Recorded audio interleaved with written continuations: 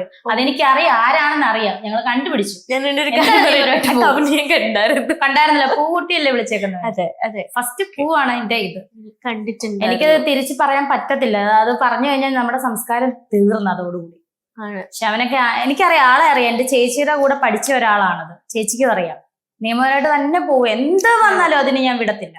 എനിക്ക് തിരക്കാണ്, അതുകൊണ്ടാണ് ഞാൻ ഒരാളെങ്കിലും ഞാനത് നിയമത്തിന് മുന്നിൽ കൊണ്ടുവരണം. കാരണം അങ്ങനെ വിളിക്കരുത് ഒരു പെണ്ണിനെ.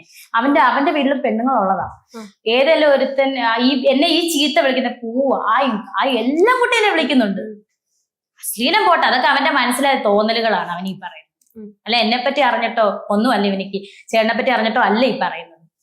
ചുമ്മാ അവന്റെയൊക്കെ മനസ്സിൽ ഈ മഞ്ഞപ്പിത്തമാണ് ഈ പറയുന്നത്. അത് വിട്ടേക്ക്, അത് പോട്ടെ, അതിനുള്ള മറുപടി ഞാൻ കൊടുക്കുന്നുണ്ട്. പക്ഷെ ഈ ചീത്ത ഏതേലും ഒരു പെണ്ണുങ്ങളെ, നമ്മുടെ കുടുംബത്തിൽ ഏതേലും ഒരു പെണ്ണുങ്ങളെ ചീത്ത വിളിച്ചാൽ നമ്മുടെ ആങ്ങളമാര് സഹിക്കുമോ? ഈ വിളിക്കുന്നവന്റെ വീട്ടിൽ ഒരു പെണ്ണിനെ ചീത്ത വിളിക്കട്ടെ, ഇവന്റെ പെണ്ണും പിള്ളേനെയോ അല്ലെ ഇവന്റെ അമ്മേനെയോ വിളിച്ച് ഇവൻ സഹിക്കുമോ?